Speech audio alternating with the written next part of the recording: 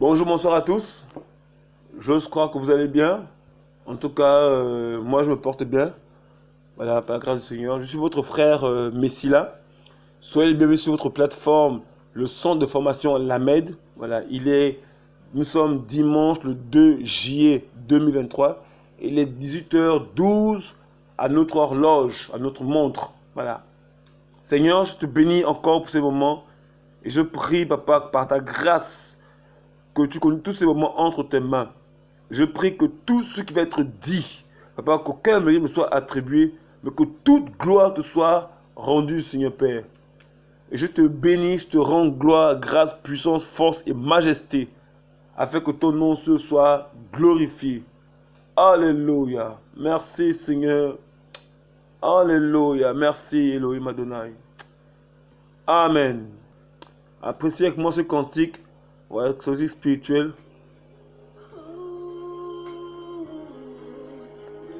Alléluia. Alléluia. Oh, cantique d'Aïe. Alléluia. Je te remercie pour ta grâce, pour ta présence, Seigneur. Alléluia. Soyez les bienvenus, frères et sœurs, que ce cantique vous encourage, vous fortifie. La gloire de notre Seigneur Elohim, Yeshua HaMashiach. Il est au contrôle. Il est au contrôle. Oh, oh. C'est un cantique prophétique. Alléluia. Il est au contrôle de nos vies. Béni sois-tu, Seigneur. Il est au contrôle. Il est au contrôle. Il est au contrôle. Car sa face est ma délivrance. Yes. Car sa face est ma délivrance. Car sa face est ma délivrance. Yes. Car sa face est ma délivrance. Car sa face est ma délivrance. Car sa face est ma délivrance. Car sa face est ma délivrance. Car sa face est ma délivrance. Car sa face est ma délivrance. Car sa face est ma délivrance. Bien-aimé, oh Père, frère, ma soeur, merci Seigneur. Ne t'inquiète plus, ne promène plus des regards inquiets. Alléluia. Il est au contrôle. Il ne t'abandonnera jamais. Merci Seigneur. Il ne t'a jamais délaissé. Ce beau cantique. Il ne te délaissera jamais. Qui édifie mon âme. Alléluia. Qui me fortifie. Ô El Daï. Qui m'encourage. Ô El Tout-Puissant. Celui qui s'appelle la porte. Père, qui ouvre et personne ne peut fermer. Et quand il ferme, personne ne peut ouvrir. Alléluia. Il est au contrôle. Voilà, frères et sœurs, soyez encouragés. C'était un merveilleux cantique. Voilà, un cantique de la gloire à la grâce du Seigneur. Voilà, donc soyez les bienvenus encore sur votre chaîne. Voilà, nous sommes là pour un nouveau numéro sur les enseignements que nous avons entrepris. Voilà. Notamment sur l'église. Voilà. Récemment, nous avons fait un lancement sur l'établissement des anciens et des diacres dans l'église locale. Voilà. Et aujourd'hui, on abordera un nouveau sous-thème toujours lié à l'église. Voilà. Déjà, comme à l'accoutumée, nous faisons un récapitulatif. Voilà, pour ceux qui prennent les enseignements en cours. Ainsi, ils pourront voir un peu l'ordre des enseignements. Alors, nous avons pris comme passage de base, on a pris 1 Timothée chapitre 3. 1 Timothée chapitre 3, à partir du verset 1. Car la parole est sûre, si quelqu'un désire la fonction de surveillant, il désire une œuvre excellente. Mais il faut que le surveillant soit irréprochable, mari d'une seule femme, fléchissant ses désirs et impulsions modérées, décent, hospitalier, capable d'enseigner. Qu'il ne soit pas un ivrogne, ni violent, mais doux, non agressif, non attiré par l'argent, dirigeant convenablement sa propre maison, tenant ses enfants dans la soumission en toute dignité. Mais si quelqu'un ne sait pas diriger sa propre maison, comment prendra-t-il soin de l'assemblée d'Élohim? Il ne faut pas que ce soit un nouveau converti, de peur qu'enflé d'orgueil, il ne tombe sous le jugement du diable. Amen. Voilà. Et d'ailleurs, nous avons effectivement parlé nous avons échangé nous avons partagé sur l'établissement des anciens. Et nous avions dit que les anciens sont établis, déjà que les anciens travaillent en collège. Il n'y a pas un ancien établi sur une église locale, mais c'est un collège d'anciens. Voilà. Et nous avions fait aussi un parallèle entre les anciens en Israël et les anciens dans l'église. Voilà. Et nous avions expliqué qu'en fait, il n'y a pas de jeunes anciens. En fait, les anciens, ce sont des vieillards, ce ne sont pas des jeunes. Voilà, c'est bien de pouvoir le souligner afin qu'il n'y ait pas de confusion dans le corps du Mashiach. Voilà, que les anciens, ce sont des vieillards, des personnes âgées, des seniors, voilà, dont le corps a été éprouvé par le temps et qui souvent n'ont pas les mêmes attentes que les jeunes. Voilà, donc voici un peu sur quoi nous avons échangé longuement. Voilà, nous avions aussi dit que les anciens étaient soumis à l'espace défini et délimité, voilà, qu'on appelle les villes. Donc les anciens sont établis sur chaque ville. Voilà, comme nous avons lu dans Tite, chapitre 1, à partir du verset 5. Voilà, donc c'est un peu sur ça que nous avons discuté sur les anciens. Nous avons aussi dit, effectivement, en parlant d'établissement des anciens, qu'ils sont établis par vote à main levée. Voilà, et c'est l'Église qui établit des anciens. Voilà, donc voici un peu, s'il faut faire un récapitulatif, un résumé, voilà, de l'enseignement dernier. Et puis il y a eu beaucoup de choses qui ont été dites. Et je vous invite effectivement à pouvoir écouter ces enseignements. Voilà, et je crois que cela vous fera beaucoup de bien. Voilà. Donc, aujourd'hui, ce soir, nous allons maintenant partager sur toujours l'Église et son organisation. Voilà, mais précisément, nous allons parler du rôle des anciens. C'est ce qui avait été annoncé la dernière fois, comme nous parlerons aujourd'hui des rôles des anciens. Voilà. Et comme on parle de rôle, on parle de fonction, on parle de but, on parle d'objectif. Voilà, parce des anciens ne sont pas établis dans l'église locale juste pour faire bonne chère. Non, ils ont un rôle bien défini, bien précis. Voilà, que la parole, on va voir ensemble, comme d'habitude, nous laissons la parole du Seigneur parler et nous ferons des commentaires après. Voilà, mais nous voulons d'abord laisser la parole du Seigneur témoigner de ce qu'elle sait au sujet du rôle des anciens. Alléluia. Voilà. Donc, on va démarrer. On va prendre ce passage déjà. On va reprendre le passage de 1 Timothée chapitre 3 à partir du verset 1. 1 Timothée ou 1 Timothéos chapitre 3 à partir du verset 1. La parole est sûre. Si quelqu'un désire la fonction de surveillant, il désire une œuvre excellente. Il faut que le surveillant soit irréprochable, mari d'une seule femme, fléchissant ses désirs et impulsions, modéré, décent, hospitalier, capable d'enseigner. Alors, donc on voit ici premièrement que si l'ancien, voilà, qui voulait en fait voulait aspirer cette charge. On dit que si dans d'autres versions, par exemple, je prends la version Osterwald, qui nous dit ici toujours dans le 1 Timotheos ou 1 Timothée, dans la version Osterwald, il dit ici, chapitre 3, à partir du verset 1, cette parole est certaine, si quelqu'un aspire à être évêque, il désire une œuvre excellente. Donc on dit que si quelqu'un désire, il y a un désir qui est derrière. Donc en fait, on n'est pas ancien parce qu'on a été poussé de l'avant, mais parce qu'il y a un désir qui vient. Voilà pourquoi l'apôtre Pierre disait que ceux qui admettent cette charge, en fait, qui exercent dans cette charge, ne doivent pas le faire de manière par contrainte, mais volontairement.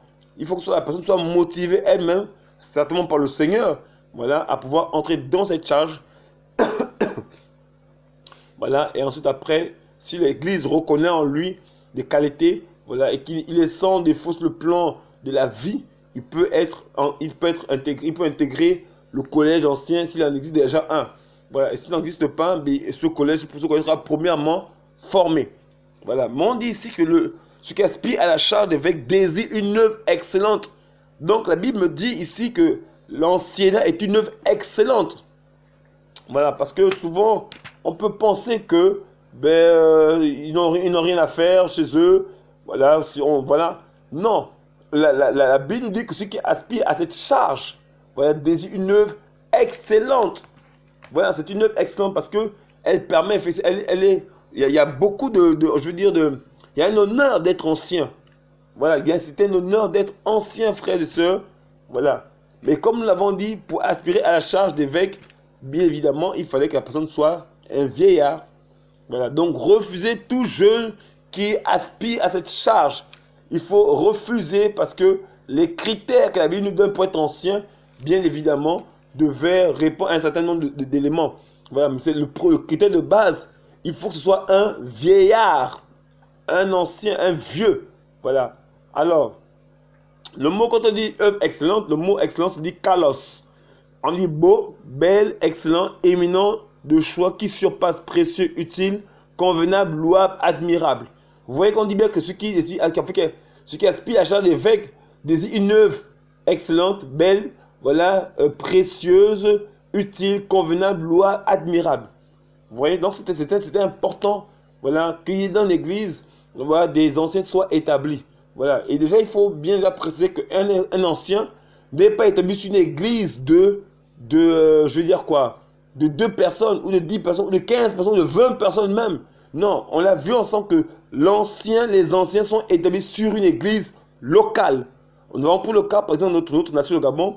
Nous avons vu ensemble qu'au Gabon, il y a 9 provinces. Et dans la seule province, par exemple, de l'estuaire, il y a 5 grandes villes. Nous avons cité Libreville, le grand qu'on nomme ici au Gabon, le grand Libreville, dans lequel on retrouve les 3 grands arrondissements, Ovendo, Libreville en tant que commune et Akanda. Et dans chacune des communes, il y a plusieurs quartiers. Voilà, il y a le grand Libreville, il y a Coco Beach, il y a Ntoum, voilà, il y a Nkan, et il y a une autre ville que j'ai oubliée. Voilà, donc voici un peu il y a 5 grandes villes, j'en ai cité 4, mais il y a une 5e que j'ai oubliée. Donc voici des villes, voilà. Et c'est dans ces villes que les anciens étaient établis. Voilà, ils étaient établis dans ces villes. Voilà, en exemple, je fais un parallèle avec Israël. Nous avons vu la dernière fois que le Seigneur demandait qu'il y ait des anciens en Israël. Mais dans chaque tribu, les 12 tribus d'Israël, il y avait aussi des anciens. Donc, il y avait les anciens à Asher, il y avait les anciens en Yehuda, il y avait des anciens à Gad, il y avait des anciens à Issachar. Donc il y avait des anciens dans chaque ville. Vous voyez? Et les anciens qui étaient dans la ville de Issachar ne venaient pas faire valoir leur anciennat dans une autre ville. Ils exerçaient leur anciennat dans la ville dans laquelle ils étaient, dont ils étaient membres. Vous voyez, non? Et parallèlement à l'église aussi a cette vision, voilà, de cette communauté, de ce rassemblement communautaire. Voilà. Bien que nous soyons frères et sœurs, mais on est limité par un espace bien défini. Ouais. Et dans chaque communauté, il y a des anciens, voilà, qui ont un rôle spécifique dans l'église locale. Voilà. Je répète que les anciens ne sont pas établis dans les églises, dans les maisons. Parce qu'on a compris ensemble la dernière fois que les églises dans les maisons, ce sont toutes les assemblées qui appartiennent à l'église locale. Locale, c'est une ville. Donc, tout ce qu'on appelle aujourd'hui église, voilà, locale, sont plutôt en fait des églises dans les maisons. Parce que les églises dans les maisons sont toutes les assemblées qui sont ouvertes dans une localité bien précise. Voilà. Donc, c'était une sorte de petite introduction. Voilà. Maintenant, quand on parle du rôle, quel est le rôle des anciens? Voilà, c'est important de le dire. Quel est le rôle des anciens? Nous allons prendre un autre passage. Nous allons prendre... prenons Actes chapitre 20. Alléluia. Actes chapitre 20. À partir du verset 17. Mais de Milet, il envoya appeler à Éphèse les anciens de l'assemblée. Et lorsqu'il fut arrivé vers lui, il leur dit, vous savez de quelle manière je me suis toujours conduit avec vous, dès le premier jour où j'ai mis le pied en Asie. Étant esclave du Seigneur en toute humilité et avec toute larme et de tentation qui me sont arrivées par le complot des Juifs, comment je ne vous ai rien caché des choses qui étaient utiles, ne manquant pas de vous les annoncer et de vous les enseigner publiquement et dans les maisons, rendant témoignage tant aux Juifs qu'aux Grecs de la repentance envers Elohim et de la foi en Yehoshua, Mashiach, notre Seigneur. Verset 22. Et maintenant voici que lié par l'Esprit, je vais à Yerushalayim, ne sachant pas que les choses qui m'y arriveront, sauf que de ville en ville, l'Esprit Saint rend témoignage et dit que des liens et des tribulations m'attendent. Mais je ne fais aucun cas de mon âme comme étant précieuse, pourvu que j'accomplisse ma course avec joie et le service que j'ai reçu du Seigneur Yehoshua, rendre témoignage à l'évangile de la grâce d'Élohim. Et maintenant, voici, je sais que vous ne verrez plus mon visage, vous tous au milieu desquels je suis passé en prêchant le royaume d'Élohim. C'est pourquoi je vous témoigne aujourd'hui que je suis pur du sang de vous tous, car je vous ai annoncé tout le conseil d'Élohim sans en rien cacher. Prenez donc garde à vous-même et à tout le troupeau parmi lequel le Saint-Esprit vous a établi surveillant, pour paître l'assemblée d'Élohim qu'il a acquise au moins de son propre sang. Car je sais qu'après mon départ, il entrera parmi vous des loups impitoyables qui n'épargneront pas le troupeau. Et que d'entre vous même s'élèveront des hommes qui diront des choses perverties pour entrer les disciples après eux. C'est pourquoi veillez, vous souvenant que durant l'espace de 3 ans, je n'ai cessé nuit et jour d'avertir chacun de vous avec larmes. Maintenant, frères, je vous remets à Elohim et à la parole de sa grâce, à ce qui est puissant pour achever de vous édifier et de vous donner l'héritage avec tous les sanctifiés. Je n'ai désiré ni l'argent, ni l'or, ni l'habit de personne, mais vous savez vous-même que pour mes besoins et pour ceux qui étaient avec moi, mes mains y ont servi. Je vous ai montré en toute chose que c'est ainsi qu'il faut aider les femmes en travaillant dur et de se rappeler les paroles du Seigneur Yehoshua, parce que lui-même a dit, il y a plus de bénédictions à donner qu'à recevoir. Et quand il dit ces choses, il se mit à genoux et pria avec eux tous. Il eut bien des pleurs de la part de tous, et se jetant au cou de Paulos, il l'embrassait tendrement, étant principalement affligé à cause de la parole qu'il avait dite et qui ne devait plus voir son visage, et il l'accompagnait jusqu'au navire. C'est un très beau texte qui a beaucoup d'informations, et on va l'étudier avec plusieurs autres passages, voilà, pour comprendre ici le rôle des anciens. Alors, il y a une pensée qui m'est d'abord revenue pendant que je lisais ces versets. Je le rappelle la dernière fois que le collège l'anciennat est composé de deux catégories de personnes, notamment les anciens sur le plan de l'âge et les ministères de la parole, qui tous deux étaient des anciens. Je répète, le collège d'anciens était composé des vieillards, voilà, qui étaient établis sur l'église locale et les ministères. Et nous ferons un enseignement sur le ministère un peu plus tard. Voilà, on va aborder ces différents, on va aussi aborder les ministères de la parole. Mais on voit déjà ici que le collège d'anciens était composé de deux éléments. Les vieillards qui sont établis dans l'église locale et les vieillards qui avaient un service particulier qui était établi sur le corps. Donc on voit qu'on a des anciens qui sont sur l'église locale et des anciens qui sont établis sur le corps.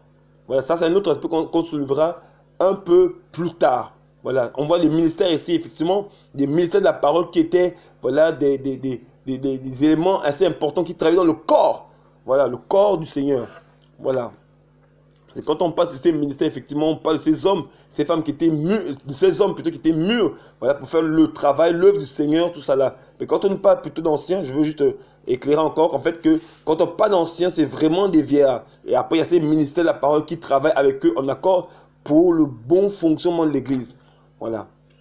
Alors, dans ce texte-là, on comprend que le premier rôle des anciens, voilà, était de veiller sur le troupeau.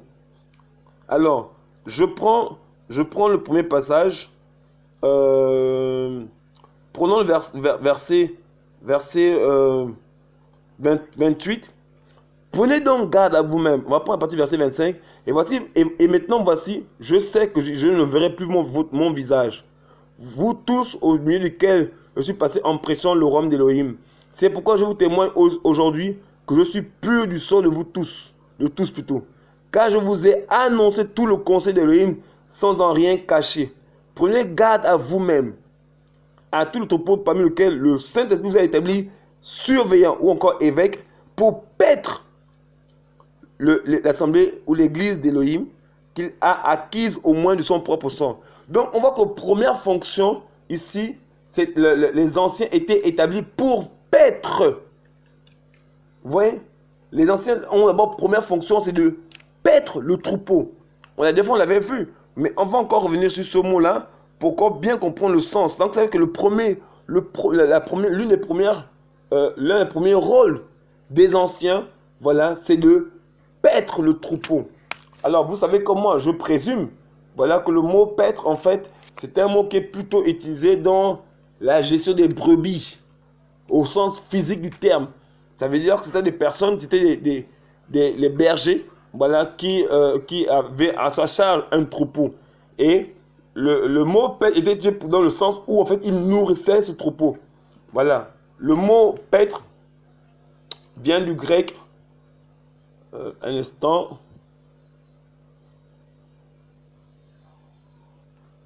Voilà. Alors, le mot paître, le verbe paître, alors le verbe paître se dit poimaino. Poimaino. Ok. Et le mot paître veut dire nourrir, soigner un troupeau, garder des brebis. Il veut encore dire, voilà, on peut dire gouverner, administrer, voilà, fournir du pâturage comme nourriture, nourrir, chérir son corps, servir le corps, fournir le nécessaire aux besoins de l'âme. Donc on voit que pour première chose, les anciens avaient pour but de nourrir le troupeau. N'oubliez pas que le Seigneur lui-même nous comparait à des brebis. Il dit, mes brebis, j'ai encore 2 brebis qui ne savent pas que cette bergerie. Celles-là, il faut que je les amène à moi. Donc, le Seigneur dit ici, il nous compare ici à des brebis. Et les anciens que le Seigneur, en fait, le Seigneur avait permis par le moyen de l'église, voilà, des moyens anciens qui étaient reconnus, je veux peut-être des anciens qui étaient reconnus dans l'église locale, avaient pour première charge de nourrir le troupeau. Alors, qu'est-ce que signifie le troupeau? Regardez, on va prendre Matthieu. On va prendre Matthieu. Matthieu chapitre 24. Matthieu chapitre 24. Ok, nous allons prendre à partir du verset...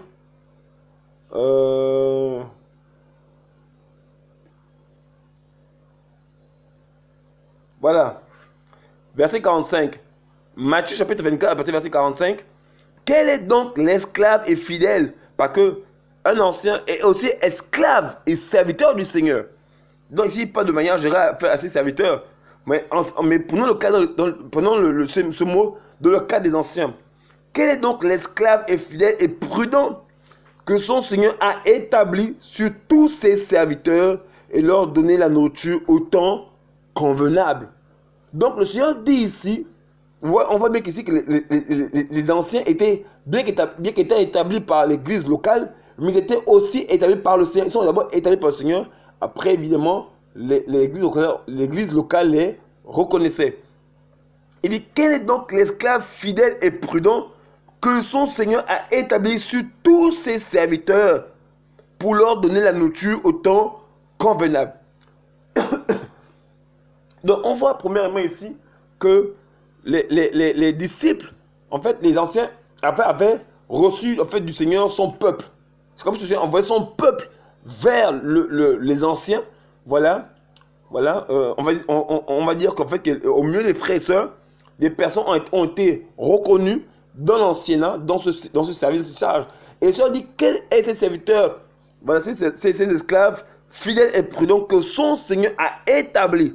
Donc, c'est lui qui établit ses serviteurs sur tous ses serviteurs pour leur donner la nourriture au temps convenable. Or, ici, effectivement, il est question de donner la nourriture. La nourriture dont il est question, c'est la La parole du Seigneur. Parce que nous sommes le troupeau du Seigneur.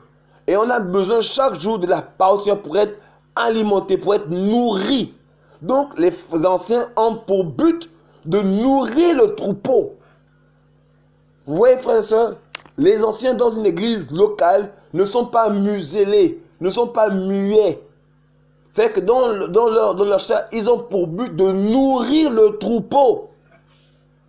Ils ont pour charge de nourrir le troupeau. Regardons, nous allons prendre un autre passage. On revient sur 1 Timothée. 1 Timothée chapitre 3. 1 Timothée chapitre 3. Non, chapitre 5 plutôt. 1 Timothée 5. Attendez, je regarde bien.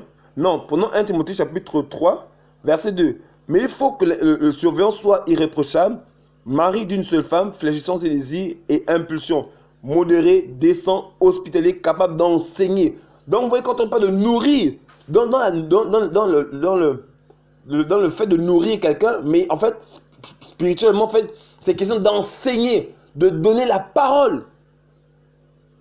C'est clair que tout le monde n'est pas appelé à enseigner, mais il faut que l'enseignant soit en mesure de pouvoir enseigner le peuple, d'exhorter le peuple, mais surtout enseigner la parole du Seigneur. Parce que le peuple a toujours besoin de la nourriture pour être gardé en vie en ce temps de la faim. On dit, et il dit, quel est ce serviteur? Quel est ce serviteur?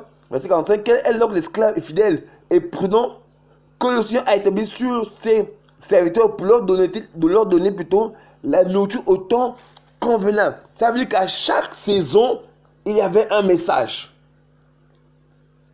Vous voyez? Donc, ça veut dire que les anciens savaient lire dans le temps, ils savaient lire dans l'esprit que pour telle saison, tel message est propice pour le peuple. Vous voyez, frères et sœurs? Donc, c'est que les anciens avaient une lecture spirituelle, une lecture des temps, une lecture spirituelle. Quand ils voient le peuple, ils peuvent voir le peuple dans une sorte de fatigue, voilà, une fatigue de petite sécheresse, et ils savaient quel est l'enseignement qu'il fallait donner au moment prévu afin de pouvoir fortifier le peuple. Non, par exemple, quand on voit les temps actuels en ce moment, ce sont des temps difficiles. Mais en ces temps difficiles, on ne va pas parler aux frères et sœurs, par exemple, je ne sais pas. En fait, là, actuellement, on doit préparer les disciples au retour du Seigneur. Donc, tout message actuel, voilà, doit être lié au retour du Seigneur.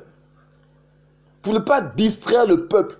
Le peuple doit être préparé au retour du Seigneur.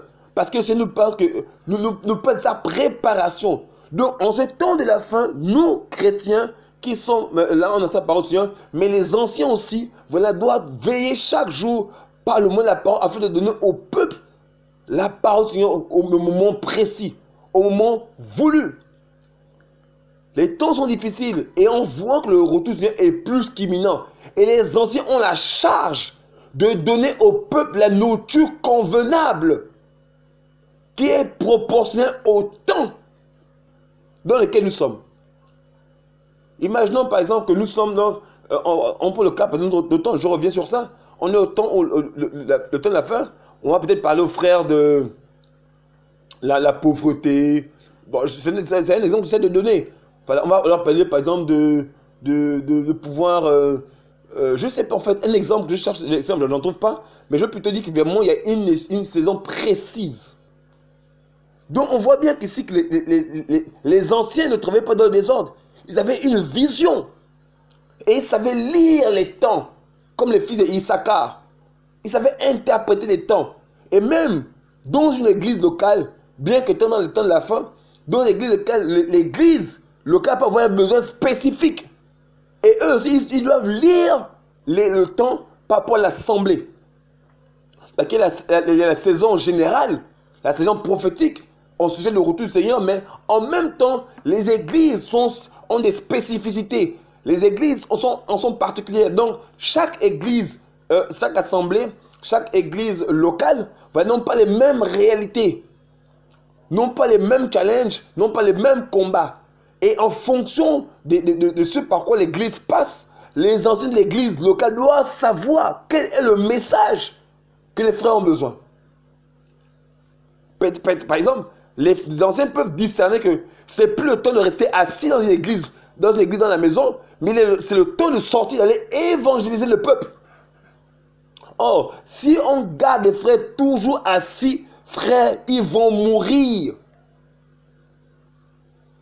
Oui, si on garde toujours les frères assis, ils vont mourir. Et c'est aux anciens de discerner que là, le temps est arrivé pour nous de faire de mon frère se lever et d'aller annoncer l'évangile dans les environs.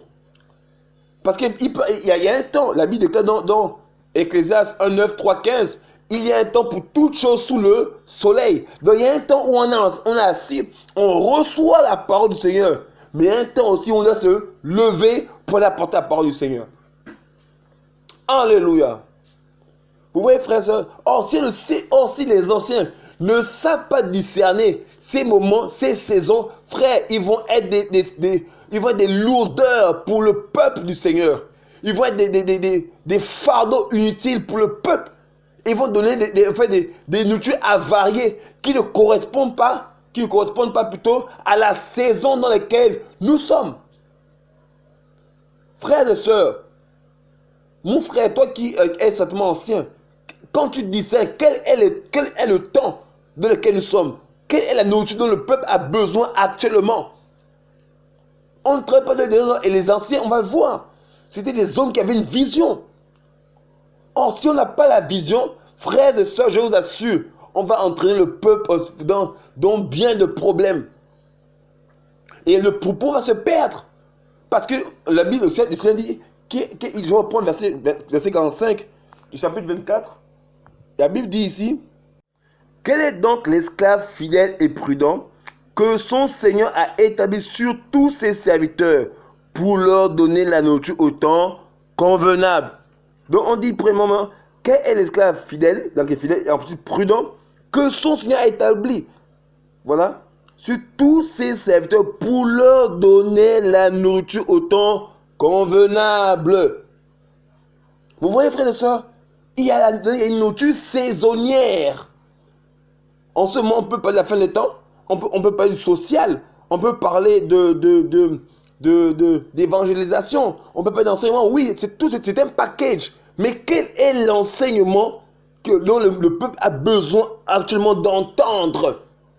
Et vous voyez que dans notre assemblée, on prêche aux gens chaque jour l'argent. Le message est le même. Vous comprenez que les hommes ne sont pas appelés du Seigneur. Parce que même dans l'esprit, le Seigneur avait des messages saisonniers. Tel temps, tel message. Ça veut dire qu'il savait le message qui était approprié à l'instant T pour le peuple. Alléluia. Vous voyez un peu, frères et sœurs, les anciens n'étaient pas des hommes et des femmes des hommes plutôt, qui s'amusaient dans le rôle qu'ils avaient suivi. Non, ils le prenaient avec beaucoup de considération, beaucoup de sérieux, parce qu'ils savaient que le peuple du Seigneur était entre leurs mains. Ils avaient la lourde charge de pouvoir l'administrer selon la vision que le Seigneur avait prévue pour le peuple. Alléluia. Donc on a vu que premièrement, c'est donner la nourriture au peuple au temps convenable. Nous revenons dans Actes chapitre 20. Acte 20. Frère, on a besoin de la parole. Voilà, on a besoin de l'enseignement. Tout ça, c'est enseignement. On va même voir encore un autre passage. Excusez-moi. Mettons une pause sur Acte 20. Prenons un autre passage dans 1 Timothée chapitre 5. 1 Timothée chapitre 5. Verset 17. Que les anciens qui dirigent convenablement soient jugés dignes d'un double honneur, spécialement à ceux qui travaillent à la prédication et à l'enseignement. Vous voyez bien qu'on parle de l'enseignement. Vous savez qu'ils savaient enseigner, mais ils travaillaient avec le temps. Ils travaillaient avec le moment précis. Ils ne travaillaient pas dans l'absolu. Ils savaient au moment précis quel est le message dont le peuple a besoin. Alléluia. Ouais. Les anciens avaient le discernement. Le discernement des esprits. Parce qu'ils pouvaient voir les frères et les sœurs. Et ils savaient qu'est-ce qu'ils avaient besoin actuellement. Parce qu'ils ne discernaient pas. C'était des hommes spirituels. Ce n'étaient pas des personnes charnelles. C'était des personnes spirituelles qui savaient discerner dans l'esprit. Que, en ce moment, regardez, il y a pas exemple, regardez, je prends un cas simple. On va prendre un passage dans les évangiles. Yeshua, regardez ce que Yeshua fait. Dans Actes chapitre 6, verset... Marc chapitre 6, verset... On va dire, je prends le verset 30. Et les apôtres se rassemblaient auprès de Yeshua et lui racontèrent tout et les choses qu'ils avaient faites et celles qu'ils avaient enseignées. Et leur dit, venez à l'écart dans un lieu désert, reposez-vous un peu, car il y avait beaucoup d'allants et venants, et ils n'avaient même pas l'occasion de manger. Voici Yeshua, l'ancien des jours, l'ancien des anciens, qui voit maintenant que les frères étaient encouragés par la parole, l'enseignement qu'elle allait prêcher, mais ils se rendent compte qu'il y avait maintenant trop de mouvements. Trop de mouvements. Ils vont à gauche, à droite, à gauche, à droite, à gauche, à droite. Et le Seigneur dit ça, qu'il dit non, là il y a beaucoup d'agitation. Et il les arrête. Il leur dit, verset 31, venez à l'écart, dans un lieu désert, et reposez-vous un peu. Car il y avait beaucoup d'allants et de venants. Et ils n'avaient même pas l'occasion de manger. Donc le Seigneur arrête les apôtres dans leur élan. Parce qu'ils se sont rendus compte qu'à un moment donné, il y avait trop d'agitation et qu'ils n'avaient même plus le temps de manger. Tu n'avais pas d'onction, de ministère, de guérison, de délivrance, tout ça, oui. Mais je dis, attendez, arrêtez-vous les amis. Là, il y a trop de mouvements là. Il y a trop de mouvements. Arrêtez-vous un peu. Reposez-vous un peu. Parce qu'ils discernaient qu'ils étaient fatigués. Vous voyez le discernement? On reprend verset 31. Il leur dit, venez à l'écart, dans un lieu désert. Ça peut être un lieu intime. Pourquoi? Parce qu'ils étaient fatigués. Il dit, venez à l'écart dans un lieu désert et reposez-vous un peu. Mais pourquoi il dit reposez-vous? Mais parce qu'il voyait que les apôtres étaient fatigués. Plus que, car il y avait beaucoup d'allants et de venants et il n'avait même pas l'occasion de manger. Donc, il a vu qu'ils ne mangeaient pas.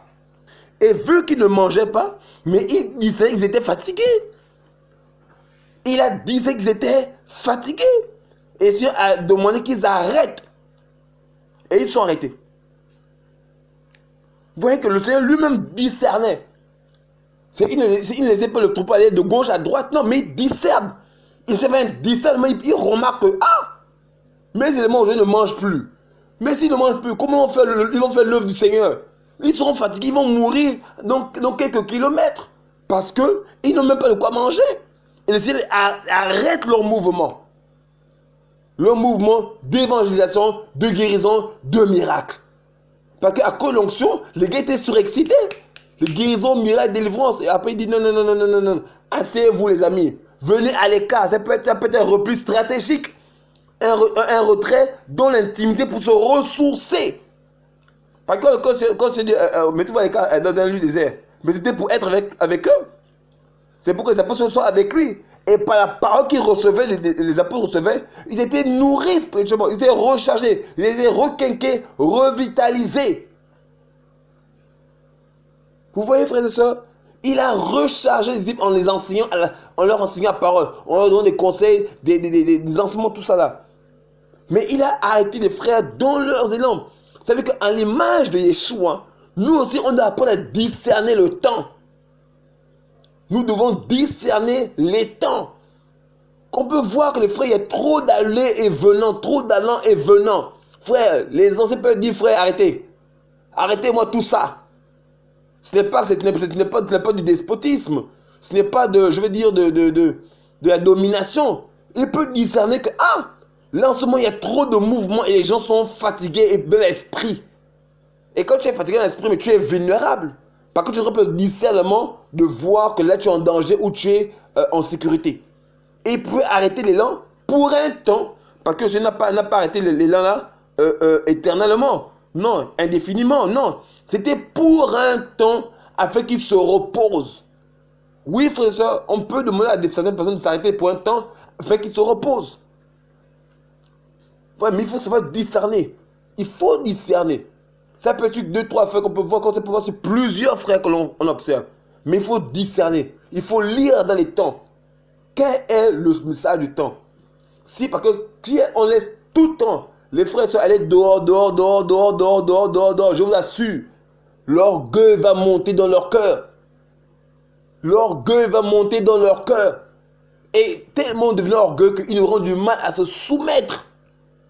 Et on peut dire au frère, frère, mon frère, assieds-toi un peu. Là, c'est l'ancien qui parle que frère, assieds-toi. Tu as besoin de repos.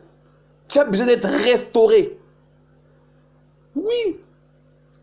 Une fois, voilà à quel ancien, en fait, j'étais un peu dans, j'étais un peu dans un certain mouvement. Et un ancien m'a dit une fois, non, mais mon frère, assieds-toi. Et je me suis assis. Parce qu'il a vu des choses que moi, je n'ai pas vues. Il a vu des choses que moi, je n'ai pas vues. Peut-être qu'il a vu un danger que je ne voyais pas. Mais je me suis naturellement soumis. Je me suis assis. Parce que je ne sais pas quel danger je courais. Peut-être qu'il a vu que là, j'étais fatigué, j'étais épuisé dans l'esprit. Et il peut voir que, ah, mon petit est fatigué dans l'esprit. Il faut qu'il s'arrête. Mais je prends mon autorité, mais je le fais sagement. Mon frère, assieds-toi un peu. Et là, on va comprendre que la Bible dit, jeune homme, soumettez-vous aux anciens. C'est dans ce cadre-là. C'est dans ce sens-là qu'il demande de se soumettre. C'est parce qu'il veille pour vos âmes. Ça veut dire qu'il ne veille pas sur, il ne domine pas sur vous, mais il veille au bon fonctionnement de l'église et qu'il veille à ce que les frères se portent bien sur le plan spirituel. Et quand les anciens voient que les brebis se portent pas bien, ils ont pour devoir de les ramener afin qu'ils soient restaurés sur le plan de l'esprit. Il n'empêche pas les frères de pouvoir œuvrer selon que le Seigneur les conduit. Non. Ils n'ont pas ce pouvoir. Mais quand ils voient qu'il y a trop de débordements, quand ils voient que les frères ne sont plus contrôlables, mais ils prennent leur autorité ancien pour demander, frère, arrêtez-moi tout ça. Asseyez-vous un peu. Venez vous faire former pendant un temps. Voilà pourquoi un jeune homme qui ne se soumet pas à un ancien, il est déjà mort dans l'esprit. Ben oui, un jeune qui se soumet pas, regardez, on va le voir, hein. On va aborder un peu le sujet rapidement. Les jeunes qui ne se soumettent pas à la parole des anciens, je vous assure, dans l'esprit sont déjà morts. Regardez, 1 Pierre chapitre 5, 1 Pierre 5, à partir du verset 5. De même, vous qui êtes jeunes, soyez soumis aux anciens, et vous soumettons tous les uns les autres. Revêtez-vous d'humilité, parce que Elohim résiste aux orgueilleux, mais il fait grâce aux humbles. Donc quand tu résistes à l'ancien, tu résistes au Seigneur. Parce que tu sais, peut-être l'ancien le dit, sous l'inspiration de l'esprit. Tu ne sais pas, mon frère, ma soeur, toi qui m'écoutes. Tu ne sais pas, peut-être quelqu'un te demande, assieds-toi là. C'est sous l'inspiration de l'esprit. En fait, c'est celui qui demande t'asseoir. Mais si tu refuses, en fait, tu deviens orgueilleux. Et la Bible dit que c'est résiste aux orgueilleux, mais il fait grâce aux humbles. Voilà pourquoi, frère, il faut écouter. Les anciens sont des hommes spirituels. Ayant le Saint-Esprit, ils peuvent poser des actions poussées par l'Esprit. Ils ne vont pas forcément vous dire, pour vous influencer, que non, le Seigneur me dit. Il essaie avec beaucoup de sagesse. Il dit, ah mon frère, je trouve qu'il faut que tu t'asseyes. Mais peut-être c'est le Seigneur qui lui a inspiré. Mon frère, assieds-toi parce que tu ne vas pas bien spirituellement. Et ceux qui écoutent, je vous assure, à chaque fois qu'ils écoutent, ils obtiennent toujours la restauration. Et regardez, on a vu que les apôtres, le Seigneur demande aux apôtres de pouvoir arrêter de faire leur œuvre. Ils sont arrêtés, mais après, qu'est-ce qui s'est passé? Ils ont été restaurés. Et c'est ça encore envoyé en mission. Et c'est peut-être dans la même lignée qu'on va voir que dans Acte 10, dans Matthieu chapitre 10, qu'il envoie les apôtres faire la mission. Vous voyez un peu?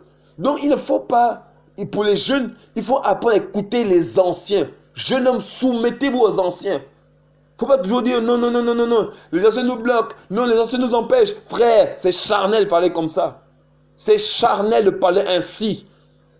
Tu ne connais pas l'intimité de l'ancien.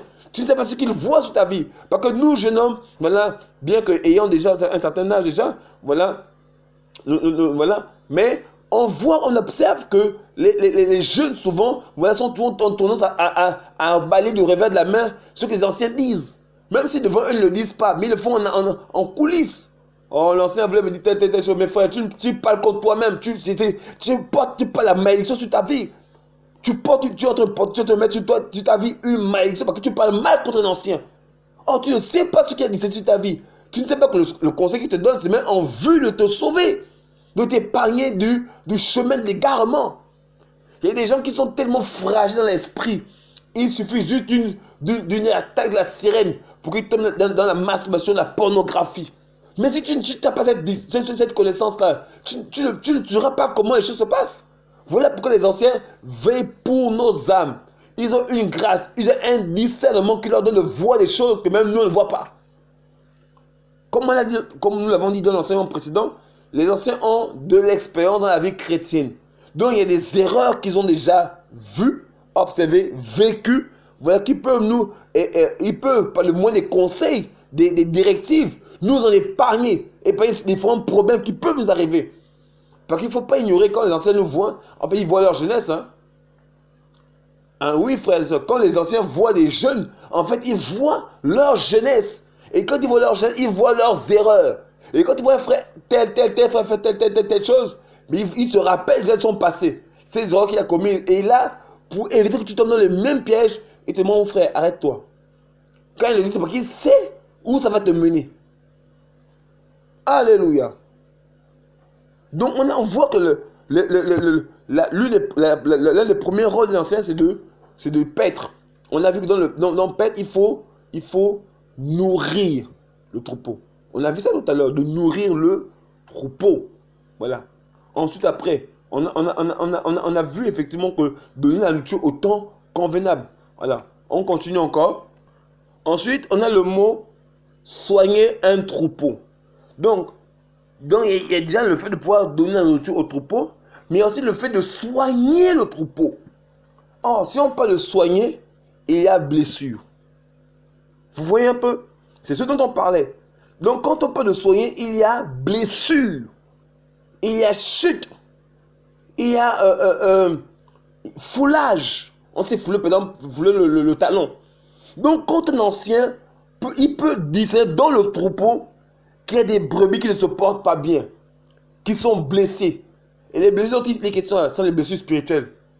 Ça peut être des blessures internes, des blessures émotionnelles, des blessures paternelles, des blessures voilà, liées à son enfance. Donc, quand l'ancien discerne, ils sont tes frères se comportent comme... En fait, tous les comportements des frères et des sœurs ne sont pas toujours dus à la rébellion. Oui, on peut juger de cela de rebelle, mais ça peut être aussi ça peut être on va dire une souffrance interne, une blessure interne qui pousse tes frères et tes sœurs de pouvoir agir comme ça. Et l'ancien doit savoir comment aborder le frère pour le ramener. Voilà pourquoi on parle tout à l'heure de discernement. Les anciens ont le discernement. C'est-à-dire que les anciens doivent apprendre à connaître les frères et les sœurs. Il est anormal qu'un ancien, dans une ville locale, voilà, ne connaisse pas les frères et les sœurs. C'est vrai qu'ils ne sont pas appelés à connaître tout le monde parce qu'à cause des conversions, il y en a toujours des personnes, mais ils doivent apprendre à connaître le troupeau. Parce qu'un berger connaissait toutes ses brebis. Oui. Donc, dans l'église locale, les anciens doivent être en mesure de pouvoir connaître le maximum de brebis. Voilà pourquoi ils ne travaillaient pas seuls. Parce que seul, ce n'est pas évident, ils ne peuvent pas connaître toutes les brebis, mais étant en collège, ensemble, ils peuvent connaître l'ensemble du troupeau. Et dans l'ensemble du troupeau, ils peuvent discerner qu'il y a tel frère ou tel frère qui ne se porte pas bien, qui est malade. Regardez, ça c'est un autre aspect qu'on va toucher dans Ézéchiel 36. Voilà, tout à l'heure, même dans quelques instants.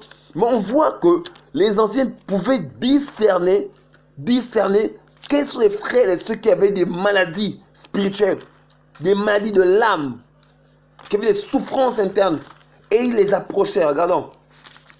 On va prenons Ézéchiel 34. On va prendre Ézéchiel 34 à partir du verset 1. La parole de Adonai vint encore à moi en disant: Fils d'humain, prophétise contre les bergers d'Israël, prophétise et dis à ces bergers: ainsi parle Adonai. Malheur aux bergers d'Israël, qui se paissent eux-mêmes. Ouais, non? Qui se paissent eux-mêmes. Ils ne paissent plus le troupeau du Seigneur, mais ils se paissaient eux-mêmes. Ensuite, n'est-ce pas le troupeau que le berger doit paître? Donc, il pose bien une question que est-ce eux-mêmes qui doivent paître ou bien le troupeau du Seigneur? Verset 3. Vous en mangez la graisse et vous habillez de laine. Vous tuez ce qui est gras et vous paissez le troupeau, votre troupeau. Vous n'avez pas fortifié ce qui était faible. Ça, c'est le rôle des bergers, ici. Donc, on dit encore, vous n'avez pas guéri ceux qui étaient malades. Donc, vous voyez que les anciens ont pour but de pouvoir guérir les malades.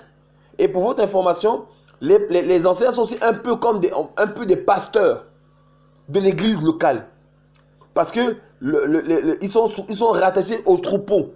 Ils ont la connaissance du troupeau. Donc, ils peuvent discerner dans le troupeau ceux qui ne se portent pas bien. Ils sont comme des bergers, comme des pasteurs. Et c'est qu'en tant que pasteur de l'église locale, ils avaient pour fonction de pouvoir guérir. Voilà, on dit bien, vous n'avez pas guéri ceux qui étaient malades. Non, ils ont pour fonction de guérir les malades. Ils doivent guérir les brebis malades. Or, pour savoir laquelle est malade ou pas, mais il faut bien évidemment qu'ils les connaissent. Qu'ils les connaissent plutôt. Mais s'ils n'approchent jamais le troupeau, ils n'échangent jamais avec le troupeau, qu'ils ne discutent jamais avec le troupeau, mais comment vont-ils savoir qu'ils sont malades? Or, dans leur gène, ils ont pour but de connaître le troupeau. Vous voyez un peu, frères et sœurs, les bergers doivent connaître le troupeau pour savoir quel est le traitement à administrer à cette brebis. Voilà qu'on parlait tout à l'heure de donner la nourriture au temps convenable. Donc, ils savaient quelle est la parole dont cette brebis X a besoin à l'instant T. Ils peuvent voir que cette brebis est malade. Et ils savent comment échanger avec elle en lui donnant ce dont elle a besoin. Alléluia. Vous voyez un peu? C'est très très important. Or, si on ne discerne pas ça, je vous assure, on va être là dans le vin. Les brebis sont en train de mourir. Elles vont en évangélisation, elles vont voilà, exhorter les uns les autres, mais elles sont en train de mourir. Or, parmi le troupeau, il y a des brebis qui sont faibles, qui sont mourantes, qui sont languissantes, qui sont fatiguées, qui sont épuisées, qui ont soif, qui ont faim. Mais si les anciens ne discernent pas, je vous assure, elles vont perdre tout le troupeau. Et le Seigneur va leur demander des comptes. Ah oui, frère et soeur, il ne faut pas croire que parce qu'on est là, que tout se passera comme on veut. Non, nous allons rendre des comptes au Seigneur pour toutes ces brebis que j'ai amenées dans l'église locale. Ben oui. Vous voyez, ça veut dire que quand on voit les choses ainsi, on prend avec beaucoup de sérieux la charge d'ancien. Verset 28 de Acte 20, il dit, prenez donc garde à vous-même. Vous voyez, prenez un avertissement. Faites attention. Vous voyez, non? Il dit, prenez donc garde à vous-même. Donc, déjà, ça veut dire qu'eux-mêmes devaient faire attention à leur propre vie, qu'eux aussi, ils étaient des brebis du Seigneur. Donc, ils devaient aussi veiller sur eux-mêmes. Prenez garde à vous-même et à tout le troupeau parmi lequel le Saint-Esprit vous a établi évêque ou encore surveillant. Vous voyez un peu? Donc, ils devaient vraiment veiller à ce que le troupeau se porte bien. Ils devaient non seulement sur eux-mêmes, parce qu'eux-mêmes étaient des brebis, mais ils devaient aussi veiller sur le troupeau sur lequel le Saint-Esprit a établi évêque. Et ils devaient soigner les brebis en leur apportant des traitements spirituels par le mot de la parole. Je ne parle pas de ngangaïsme, je ne parle pas de tradition, je ne parle pas de feuilles. Je parle de la parole pure. Parce qu'il est écrit dans Psaume 19, verset 8, que la parole du Seigneur est parfaite, elle restaure l'âme. Donc, ils savaient administrer la parole qu'il fallait pour guérir ce cœur brisé. Il y a des gens, par exemple, qui n'interviennent jamais en assemblée locale. Ce n'est pas qu'elles ont peur, mais peut-être parce que dans leur passé, elles ont été frustrées lorsqu'elles prennent la parole en plein monde, ou bien elles sont honteuses, ou bien elles sont faibles, ou bien elles sont peureuses. Vous voyez, il y a plusieurs raisons. Donc, quand on encourage, il faut savoir les maladies, les problèmes, les souffrances que X, Y personnes vivent pour pouvoir leur donner le traitement au moment prévu, voulu. Et une fois qu'elle sera guérie, nous on voit que la personne décolle. Ah oui, certains comportements, voilà, parce que quand on est jeune, on vient du monde, on a des blessures, on a des souffrances, on a des plaies. Et les frères et sœurs, les frères surtout, par l'amour de la parole, nous encouragent, nous fortifient et guérissent nos cœurs par le moyen de la parole. Alléluia.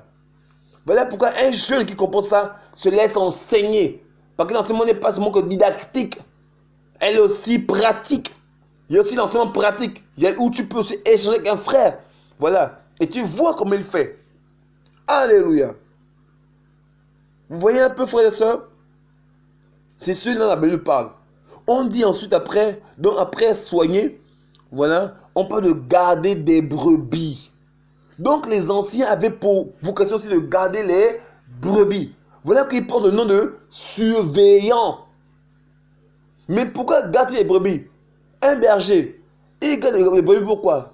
Il les garde peut-être pour, comme on l'a vu, pour les nourrir, pour les soigner, mais aussi pour les conduire vers le bon pâturage. La Bible déclare dans Psaume 23, l'Éternel, dans certaines versions, l'Éternel est mon berger, je ne manquerai de rien. Il me conduit vers les verts pâturages. On va quand même relire. Il y a la version BYM que j'ai ici. Voilà. Merci Seigneur pour la parole qui nous donne, qui nous fortifie, qui nous enseigne. Oh Père, alléluia. Psaume 23, verset 1. Psaume de David. Adonai est mon berger. Vous voyez, non? Adonai est mon berger. Je ne manquerai de rien. Vous savez que il ne manquait de rien. Parce que le berger des bergers, lui, donne toujours la nourriture au temps convenable. Comme les anciens doivent donner la nourriture au temps convenable. Je ne manquerai de rien.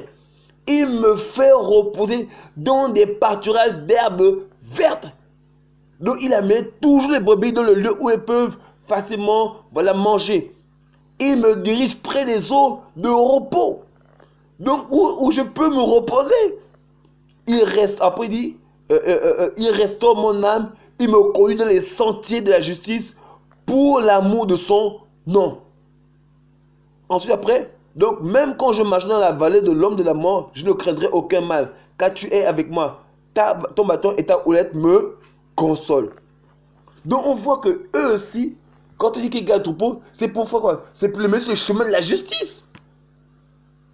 Parce qu'il faut déjà voir qu'on garder, c'est pour mettre à l'abri d'un danger. Mais parce que le premier danger, c'est l'enfer. Donc il veut que les frères n'aillent pas en enfer. On les instruisons toujours pour prendre le chemin qui conduit vers le royaume des cieux. Le chemin de la justice, de la sanctification. Donc ils peuvent revenir à chaque fois sur le message de la sanctification. Et pour veiller sur le troupeau. Alléluia. Oh mon roi, Adonai Elohim. Merci pour ton enseignement qui nous fait beaucoup de bien. Alléluia. On dit aussi que, verset 4, quand je marche dans la vallée de l'homme de la mort, je ne crains aucun mal, car tu es avec moi. David dit, ton bâton et ta houlette me consolent. En fait, les bergers avaient souvent un grand bâton où il y avait une partie cornue, voilà, et une partie bossue, où il y avait une bosse plutôt, voilà. Et ça servait quoi? La partie cornue, ça servait à ce que lorsque la brebis, par exemple, sortait du troupeau, ça c'était pour la ramener. Vous voyez? Donc ce sont les surveillants, ils veillent au troupeau. Donc quand une brebis s'est égarée du troupeau, sortait de l'enclos, ils savaient en fait de la houlette pour ramener la brebis dans l'enclos. Parce que souvent il y avait des brebis qui voulaient aller voir ailleurs, mais la houlette, ça veut dire ramener le troupeau, les brebis, sur le chemin. Alléluia. Waouh. Merci Seigneur. Là, il y a même pensé que Seigneur me donne tout de suite là encore. Mais voyons l'autre aspect. Sur le même bâton, il y avait une partie, il y avait une bosse. C'était maintenant pour cogner sur les brebis, qui étaient souvent un peu têtues. Oui, donc on peut cogner sur une brebis. C'est pas en vue de la perdre. Non, c'est en vue de la ramener, la redresser. Donc, des fois, on peut cogner sur les frères en vue de leur salut. Pas pour les détruire. On peut cogner en vue de leur salut. Oui. Faut pas croire que ne faut pas voir l'évangile à l'eau de rose. L'évangile aussi nous cogne. Yeshua lui-même nous cogne. Pour qu'on comprenne la parole du Seigneur. Alléluia. Merci Seigneur. Alléluia. Alléluia. Il nous cogne avec sa parole. Il nous cogne. Pour qu'on comprenne. Il nous cogner jusqu'à ce qu'on comprenne. Donc les anciens, ils peuvent cogner sur les brebis. Pas pour les tuer, pas pour les perdre, mais en vue de les redresser. Parce que parmi les brebis, il y a souvent des brebis qui sont un peu têtus. Donc il y a deux qu'on peut simplement ramener, mais nous qu'on peut cogner. Alléluia. Frère, c'est merveilleux, frère et soeur. La parole est vraie. Donc ils cognaient pour ramener la brebis. De fait, même frapper sur leurs pattes, voilà, pour qu'elles s'arrêtent un peu. Et ensuite, après, il va, parce qu'il cogne. La patte se plie un peu, ça se casse. Après, il sait que comme la patte est cassée, elle va plus marcher. Elle sera par terre, elle sera allongée. Il va la prendre sur lui et il va la ramener maintenant. Voilà, il va la soigner. La soigner.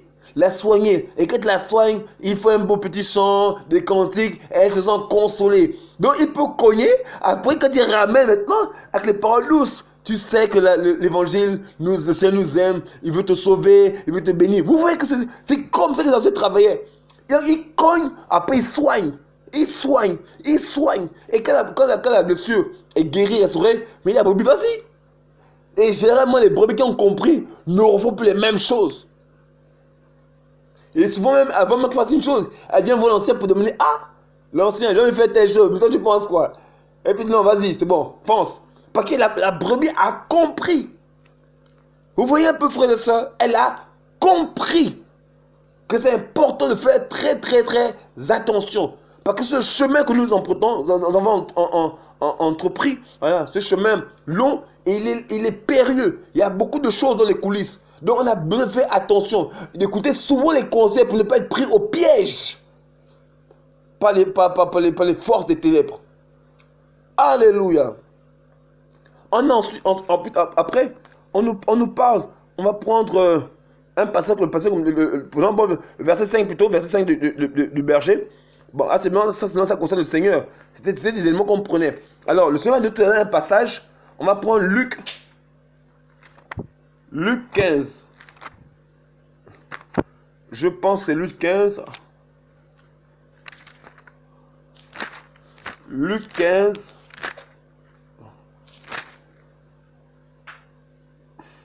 Luc 15 à partir du verset 3. Mais leur proposa cette parabole en disant, quel homme parmi vous, s'il a 100 brebis et qu'il en perd une, ne laisse pas les 99 dans les airs pour aller à la recherche de celle qui est perdue, jusqu'à ce qu'il la trouve. Et lorsqu'il l'a trouvée, il la met avec joie sur ses épaules, et de retour à la maison, il appelle ses amis et ses voisins, et il leur dit, réjouissez-vous avec moi parce que j'ai trouvé ma brebis qui était perdue. On voit ici un autre aspect ici, dans le rôle ancien. On est toujours sur la partie de garder les brebis. Mais il y a cet aspect aussi, il y a aussi un autre aspect. Voilà, il est question de pouvoir aller chercher la brebis. Vous voyez un peu, frère, il y a des brebis qui se perdent. Ça veut dire qu'un ancien doit être en mesure de même chercher la brebis qui s'est perdue, chercher à la rencontrer.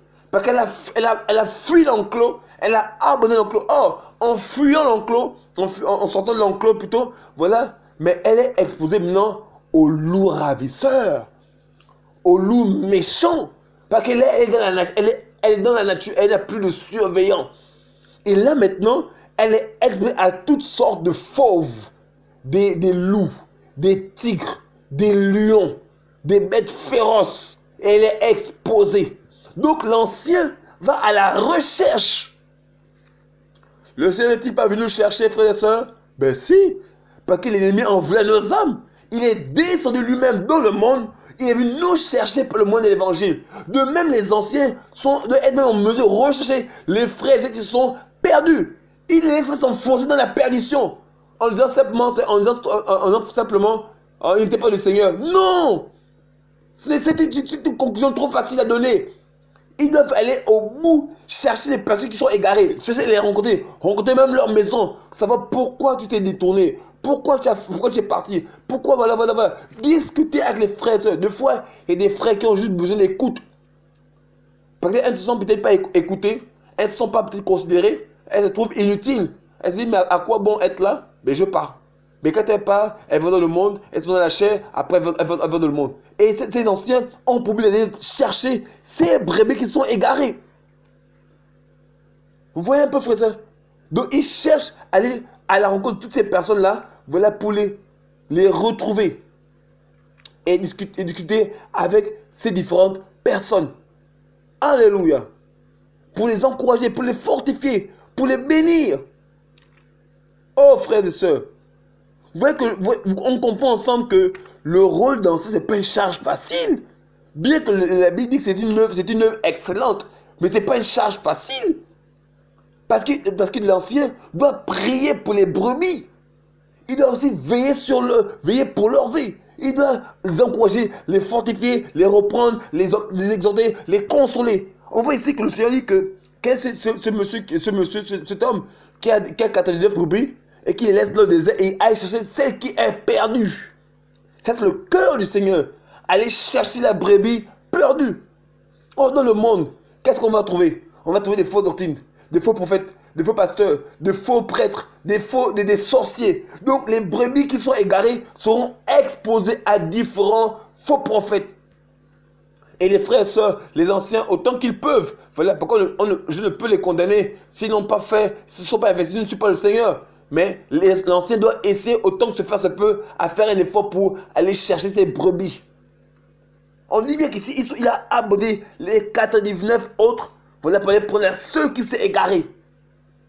Oui, on n'abandonne pas les brebis entre les mains du monde. Autant que se peut. Alléluia. Vous voyez un peu, frère et sœurs? Donc on voit qu'il y a l'aspect de nourrir. Nourrir, frère et sœurs. Après, on a parlé de garder les brebis. Donc on revient sur le fait de garder les brebis. Donc quand on parle de garder les brebis, il y a aussi la préserver, la mettre à l'abri de tout danger. Parce qu'effectivement, il y a des dangers. Quand on parle de l'église, il y a les dangers. La Bible nous parle de l'ivraie et du blé. C'est que la Bible déclare que pendant que les hommes dormaient, l'ennemi vint et sema de l'ivraie parmi le blé. Donc c'est que nos églises locales, sont infiltrées par des satanistes, des sorciers, des impudiques, des méchants, qui ont pour ce but de perdre, de détruire le troupeau du Seigneur.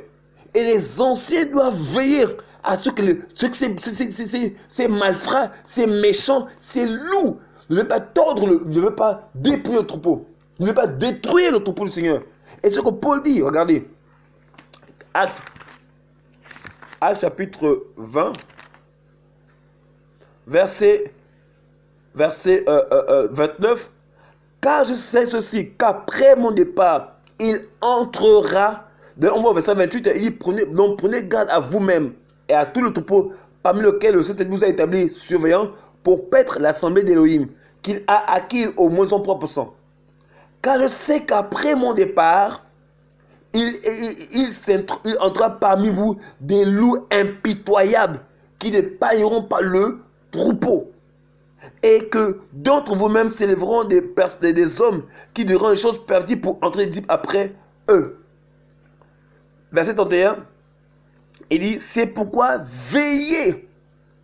Vous vous souvenez que durant l'espace de 3 ans, je n'ai cessé nuit et jour d'avertir chacun de vous avec larmes. Vous voyez, il dit bien que veillez. Et essayez des veilleurs, des surveillants. Veillez, faites attention. Il dit bien, regardez, c'est ce qui est important, il dit bien, je reprends verset 30, verset 29, car je sais ceci qu'après mon départ, il entra parmi vous des loups impitoyables. Donc on a ici l'apostasie rentrante, donc les gens qui viennent de l'extérieur, qui rentrent dans les assemblées, et que d'entre vous-mêmes s'élèveront des hommes. Donc Paul dit que parmi vous, là, il y a des gens qui vont s'élever et qui vont enseigner des enseignements détournés, déformés. Pourquoi? Pour entraîner des disciples après eux. Donc ça veut dire que même entre anciens, ils devaient veiller les uns sur les autres. Oui, c'est que même entre anciens, ils devaient veiller les uns sur les autres. Comme ça, si un basculait, les autres essaient de le ramener. S'il ne va pas, il la chassait. Pourquoi? On chasse quelqu'un qui lui met une pierre de scandale. Oui. Regardez, prenons rapidement 1 Corinthiens chapitre 5. 1 Corinthiens chapitre 5. 1 Corinthiens chapitre 5. Regardons. On va directement prendre à partir du verset... prenons directement verset 9.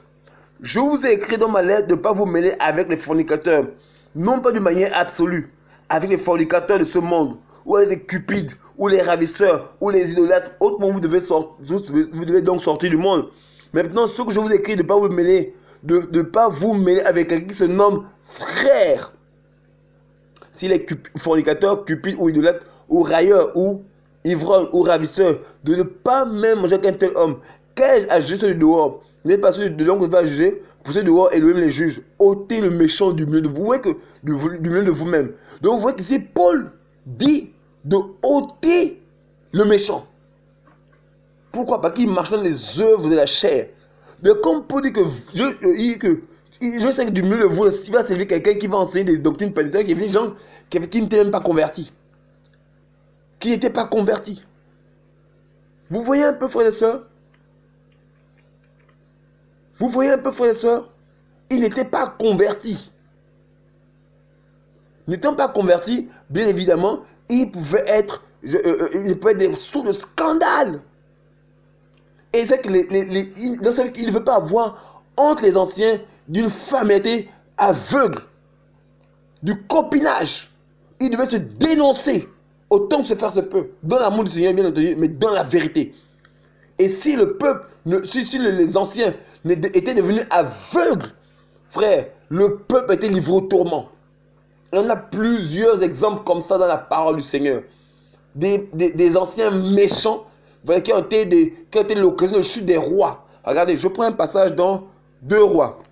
Non, il est plutôt question de 2 Chroniques 24, à partir du verset 15. Regardez, on va voir ensemble. Hein.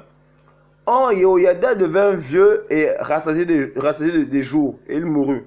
Il était fils de 130 ans quand il mourut. On l'enterra dans la cité de David avec les rois, car il avait fait du bien à Israël et à l'égard d'Élohim et de sa maison. Mais après la mort de Yehoyada, les chefs de Yehuda vinrent et se prosternèrent devant le roi. Et le roi les écouta. Ils abandonnèrent la maison de Adonai, l'Élohim de leur père, et ils servirent les Ashéras et les faux Elohim. Et la colère de Adonai fut sur Yehuda et sur Yerushalayim parce qu'ils s'étaient ainsi rendus coupables. Vous voyez que du temps de Yehoyada, Joas ou Joas, voilà, selon les versions des uns et des autres, avait servi le Seigneur durant la vie du grand prêtre Yehoyada. Mais à la mort de Yehoyada, on dit que les chefs sont venus voir le roi. Et ce qui m'a marqué, la Bible dit, verset 17, mais après la mort de Yehoyada, les chefs de Yehuda vinrent se prosterner devant le roi. Alors le roi les écouta. Il a tendu l'oreille. Parce que si le mot écouta, c'est le mot shma, écouter, entendre et appliquer. Donc on comprend qu'il a pris le temps d'écouter, il a accepté la parole et les a mis en pratique.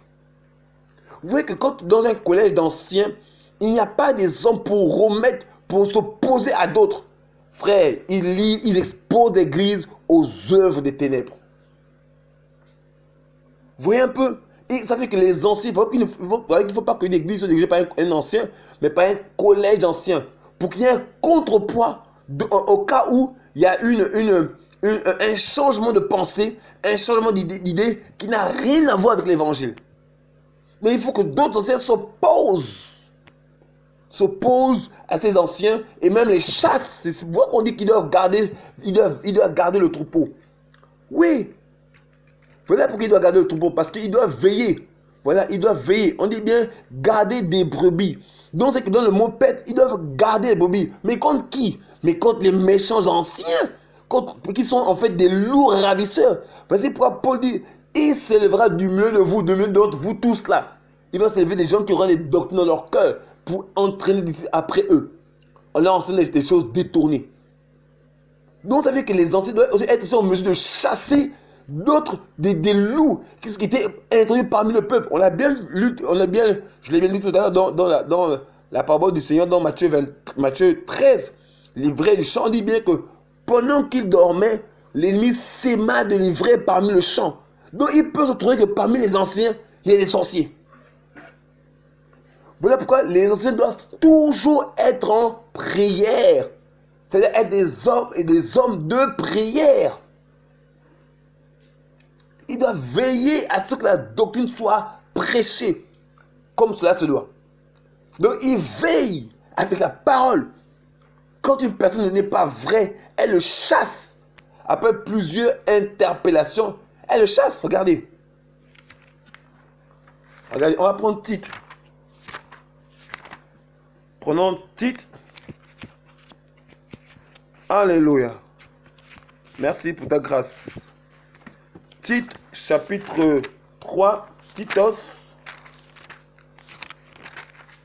Ok, Titos, chapitre 3.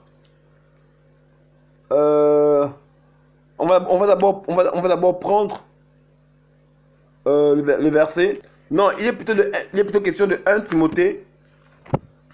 1 Timothée, chapitre 5, verset 20. Regardez ce que Paul dit à Timothée. Verset 20. La Bible dit, reprends en présence de tous ceux qui pêchent. Non, ce n'est pas ce passage-là, attendez.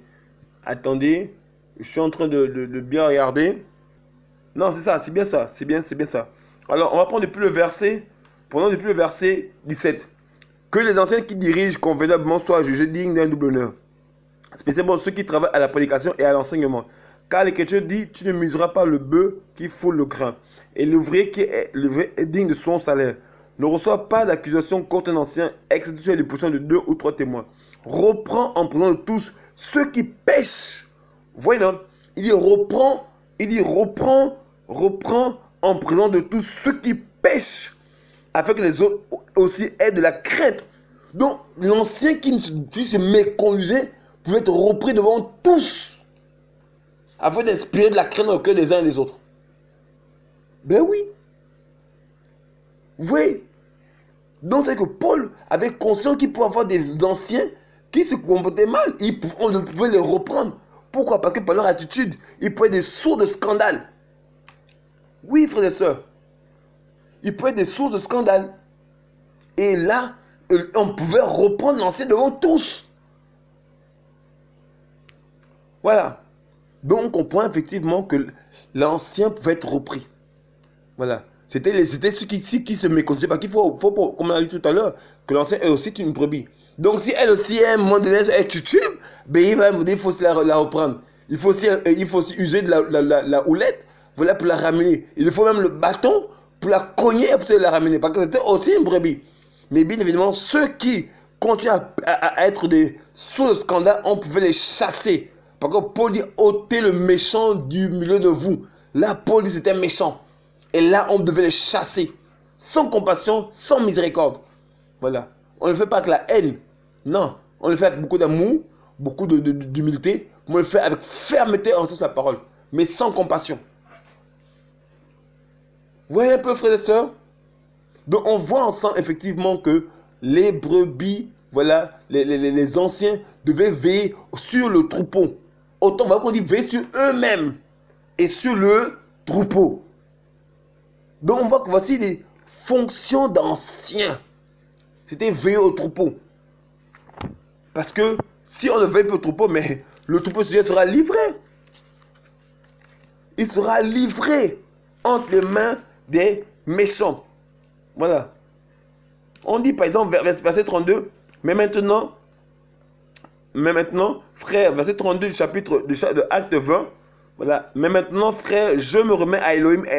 Maintenant, je vous remets à Elohim et à la parole de sa grâce, à ce qui est puissant pour achever et de vous édifier et pour vous donner l'héritage avec tous les sanctifiés. Je n'ai désiré ni l'argent, ni l'or, ni l'habit de personne. Mais vous savez vous-même que pour mes besoins et pour ceux qui étaient avec moi, mes mains y ont servi. Je vous ai montré en toute chose que c'est ainsi qu'il faut aider les faibles en travaillant dur et se rappeler les paroles du Seigneur Yahushua. Parce que lui-même a dit, il y a plus de bénédictions à donner qu'à recevoir. Donc Paul ici avait montré le modèle aux anciens. Qui, en fait, en le disant, il voulait que les anciens imitent aussi le modèle qu'il montrait. Afin qu'ils soient des modèles pour les frères et les sœurs. Voilà, Pierre dit, soyez des exemples pour le troupeau. Donc, il dit en travaillant dur. Donc c'est que les anciens devaient travailler plus dur que les autres, que les brebis. On montre le modèle qu'il fallait faire. Les anciens n'étaient pas paresseux. Ils n'étaient pas négligents. Ils n'étaient pas la cupidité. Dans la moule, ils ne connaissaient pas les femmes. Ils travaillaient dur pour nourrir le troupeau. Paul dit, je vous ai montré en toutes choses. Donc Paul aux anciens, je vous ai montré en toutes choses que c'est ainsi qu'il faut aider les faibles en travaillant dur. Donc le but des anciens, c'est aussi de travailler pour les faibles. Ils ont vu le modèle que Paul manifestait. Travailler dur. Donc il nommait s'investir pour les faibles. Autant sur le plan de la parole, mais autant sur le plan financier. Oui, frères et sœurs, c'est ça l'évangile. On a bien compris que l'enseignement, ce n'est pas une charge facile. Ce n'est pas une mince affaire. Bien que c'est une œuvre excellente, mais ce n'est pas une mince affaire. C'est un service noble, mais qui implique souvent beaucoup de combats. Parce que quand tu as en fait des gens qui ne veulent pas comprendre, mais c'est des clashs. Alléluia. Vous voyez un peu, frère, l'ancien. Était important que l'ancien sache, connaisse la parole. Pour la défendre. Pour s'opposer. Parce que tout ça, c'est en appui avec la parole. Regardez. Prenons Tite. Tite, chapitre 1. Tite, chapitre 1. Ok, après à partir du verset... prenons verset 10. Non, plutôt... On voit qu'ici, par exemple, l'ancien dit... L'ancien, mais hospitalier, aimant le bien, fléchissant de ses désirs et ses impulsions justes, saint, maître de lui-même, attaché à la parole fidèle telle qu'elle lui a été enseignée, afin qu'il soit capable d'exhorter par la sainte doctrine. Donc, il doit être en mesure soit d'enseigner ou d'exhorter par la sainte doctrine, que de refuter ceux qui la contredisent. Donc, les anciens aussi pour but de refuter les contradicteurs. C'est ça aussi, veiller sur le troupeau. Ils contredisent, ils refutent, ils rejettent les contradicteurs. Ils veillent sur le troupeau. Voilà pourquoi l'ancien, comme il dit plus haut, il dit qu'il soit capable tant d'exhorter par la sainte doctrine. La sainte doctrine, je reprends le verset 9, attaché à la parole fidèle telle qu'elle lui a été enseignée. Donc l'ancien devait connaître la doctrine apostolique. Oui, c'est pas à dire que non, je n'ai pas la grâce d'enseignement. Non, il n'est pas question de ne pas avoir la grâce. Mais l'ancien devait connaître la sainte doctrine. Et s'il la connaissait, il pouvait refuter les contradicteurs. Alléluia. Il devait connaître, il devait tant exhorter par la doctrine que de refuter, voilà, que de refuter ceux qui la contredisent. Car il y a beaucoup de réfractaires, de vains discoureurs et de séducteurs d'esprit, principalement sur la circoncision. Donc il y avait des juifs qui venaient pour troubler les frères et les sœurs, auxquels il faut fermer la bouche. Donc Paul dit, pour ces personnes, il y a des gens à qui il faut fermer la bouche. Oui, donc les anciens doivent être en mesure d'équiper la parole pour fermer la bouche à des contradicteurs. Alléluia. Auxquels il faut fermer la bouche, eux qui renversent des maisons tout entières, enseignant ce qu'il ne faut pas, vu un gain obscène. Vous voyez, l'ancien devait connaître la sainte doctrine.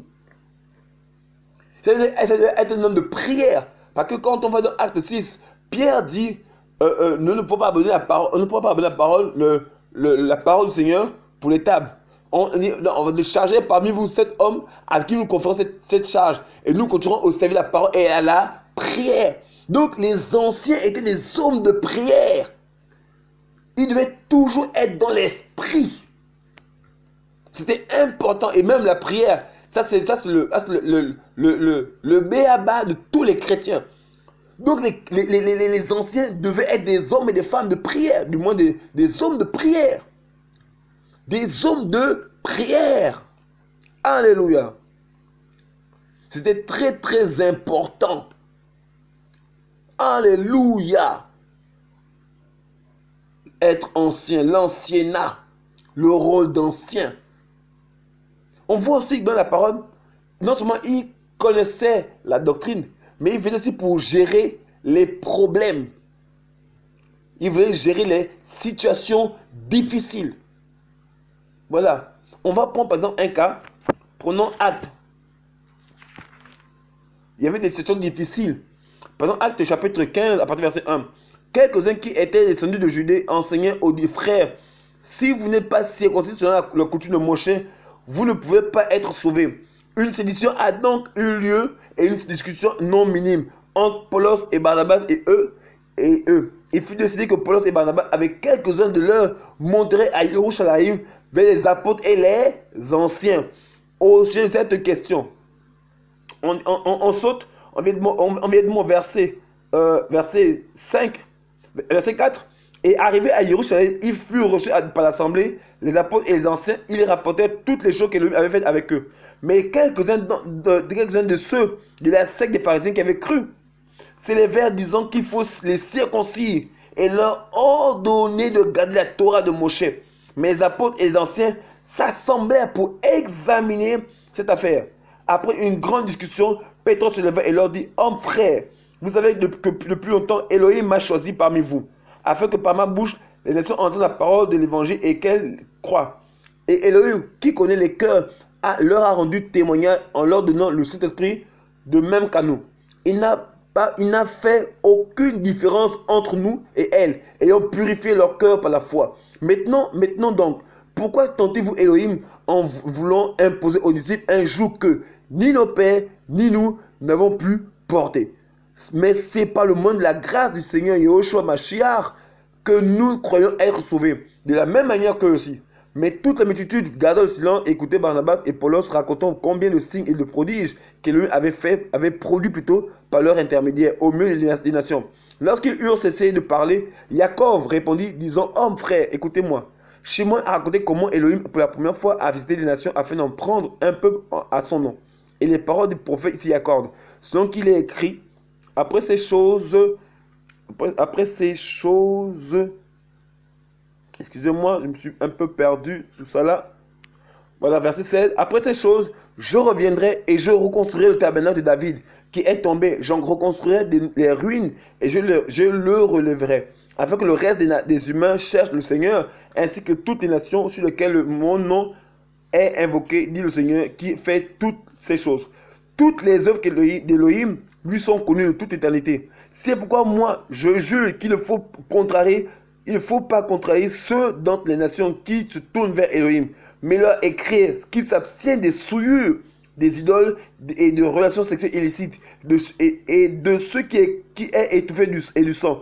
Car depuis les générations anciennes, Moshe a dans chaque ville des gens qui le prêchent en le lisant chaque jour de Shabbat dans les synagogues. Alors il parut bon aux apôtres et aux anciens.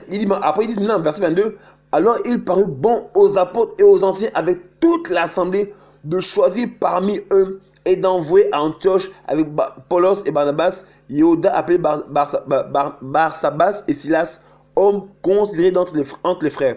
Ils écrivaient au moins de leurs mains ces choses. Les apôtres, les anciens, les frères, aux frères des nations qui sont à Antioche, en Syrie, en Cilicie, salut. Donc vous voyez qu'il y a eu un problème de doctrine. Et les anciens et les apôtres se sont levés pour examiner ce problème doctrinal. Vous voyez un peu, ils se sont assis avec les frères, les anciens et les apôtres ont examiné ce problème doctrinal qui était un problème assez fort à l'époque. Voilà. Est-ce qu'il fallait imposer aux nations non juives les coutumes juives ou pas? Mais on voit ici qu'effectivement qu'il n'aura pas imposé ça. Sinon quelques restrictions. Donc on voit bien qu'ici, les apôtres n'ont pas contraint les nations. les anciens, en fait, les anciens, les apôtres, n'ont pas contraint les nations de pouvoir observer autre chose que les différentes lignes directrices qu'il leur a données. Donc, on voit que les anciens avaient aussi pour but de veiller à ce que la doctrine soit maintenue telle qu'on a été enseigné, comme Paul a dit à Tite. Donc, ils devaient connaître la parole du Seigneur pour la défendre contre ceux qui étaient comme des loups ravisseurs, des méchants pour tromper le troupeau. Alléluia. Vous voyez, frères et sœurs, c'était important pour les anciens de connaître la doctrine. Anciens ne connaissaient pas la doctrine du Seigneur, mais frères et sœurs, mais ils devaient exposer le peuple. Comment saurait-il ce que la Bible dit? Comment pourra-t-il refuter la doctrine apostolique, refuter les fausses doctrines s'il ne connaissait pas la doctrine apostolique? Un ancien devait connaître par cœur la doctrine apostolique. Alléluia. Oui, frères et sœurs, ben c'est ça la parole. C'est qu'un ancien qui ne connaît pas la doctrine du Seigneur, il a un problème. Il est une porte ouverte pour les fausses doctrines, parce qu'il ne connaît pas. On va voir dans l'Écriture, voilà, on va voir qu'il y a eu un cas, voilà, un cas dans la parole du Seigneur, où il y a eu des choses qui sont rentrées. Alors, pendant Apocalypse chapitre 2, à partir du verset 18. La Bible dit, écrit aussi à l'ange de l'assemblée de Thyatire. Voici ce que dit le fils d'Élohim, qui a ses yeux comme une flamme de feu, et les pieds semblables à du cuivre ardent. Je connais tes œuvres et ton amour, et ton service, et ta foi, et ta passion, et tes dernières œuvres plus nombreuses que les premières. Mais j'ai contre toi quelque chose, parce que tu permets que la femme Jézabel, qui se dit prophétesse, enseigne et égare mes esclaves, pour qu'ils se prostituent et mangent des choses sacrifiées aux idoles. Je lui ai donné du temps afin qu'elle se répande de sa relation sexuelle illicite, mais elle ne s'est pas repentie. Voici, je la jette sur un lit pour une grande tribulation, ainsi que ceux qui commettent l'adultère avec elle, s'ils ne se répandent pas de leurs œuvres. Je tuerai par la mort ses enfants, et toutes les assemblées sauront que je suis ceux qui sont les reins et les cœurs. Je vous donnerai à chacun vos œuvres. Voilà. Mais on dit verset 24 même, mais je vous dis, à vous et aux autres qui sont à Thyatire, autant qu'il y en a qui n'ont pas connu cette doctrine, qui n'ont pas connu les profondeurs de Satan, comme ils le disent, je ne mettrai pas sur vous un autre fardeau. On dit que tu as laissé la femme, tu as permis, parce que tu permets que la femme Jézabel, tu permets, donc tu as laissé, voilà, tu sais cette femme, on dit, la femme Jézabel qui se dit, elle est prophétesse, enseigne et égare mes esclaves, pour qu'ils se prostituent et mangent des choses sacrifiées aux idoles. On dit qu'ils ont permis. Qui a laissé? On peut comprendre aujourd'hui que les anciens, cette assemblée ont laissé la femme Jézabel. Ça peut être un homme qui était habité par cet esprit ou une femme. Mais on dit que tu as laissé. Donc il y a quelqu'un qui avait certainement une charge, mais qui a laissé, qui a permis que cet esprit opère dans l'église locale. Dans l'église locale de Thyatire, c'est où cette femme a commencé à opérer, à infiltrer des fausses doctrines. Mais cette femme travaille avec deux esprits principalement, Baal et Astarté. Baal qui est le dieu de la pluie, voilà, qui représente aussi, le dieu le dieu de la pluie, qui parle aussi de la prospérité. Et Astarté, qui est en fait la déesse de la fécondité. Donc tout ce qui était sexe, impudicité. Donc cette assemblée, l'esprit de Mammon et l'esprit de Mamiwata sont rentrés en œuvre dans l'assemblée. Parce qu'ils ont permis, ils ont laissé cet esprit opérer dans l'assemblée. Donc vous voyez que les anciens doivent veiller, doivent pas être dans les sentiments les uns envers les autres. Non, ils doivent prendre position pour la vérité. Ils doivent défendre la saine doctrine. Alléluia. Donc vous voyez que les anciens portent une lourde charge. Oui. Les anciens portent une lourde charge. Voilà pourquoi nous devons prier pour nos anciens. Voilà pourquoi il n'est pas bon de pouvoir murmurer contre les anciens. Ce n'est pas bon, frères et sœurs.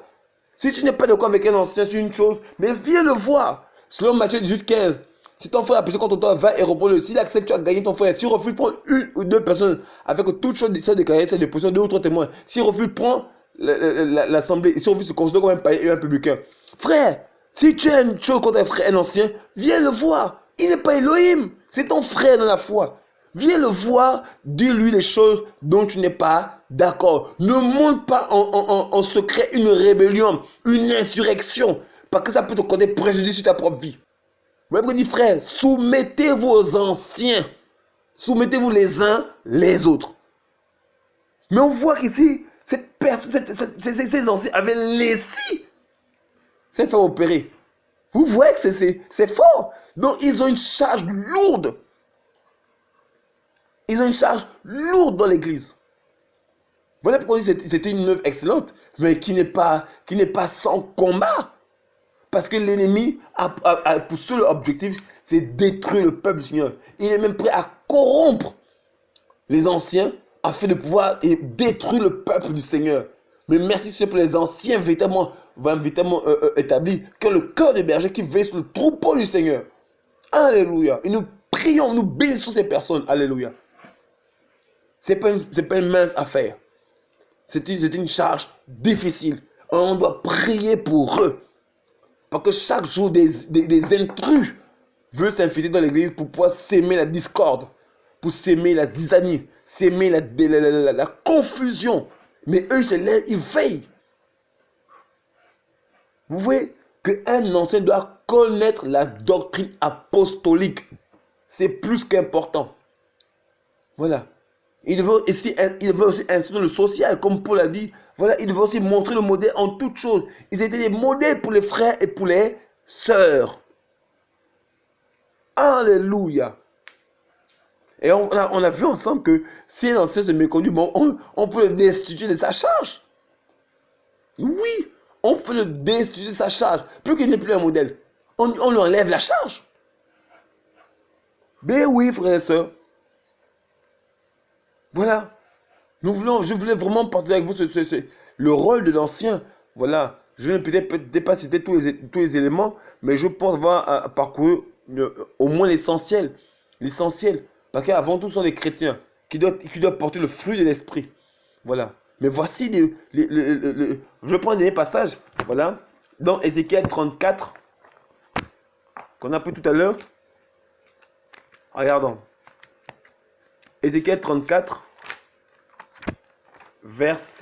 à partir du verset 1. Je vais reprendre le verset 1.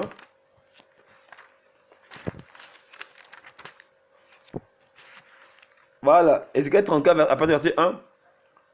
La parole de Adonai vint encore à moi en disant, fils de humain, prophétise contre les bergers d'Israël, prophétise et dis à ces bergers, ainsi parle Adonai, malheur aux bergers qui se paissent eux-mêmes.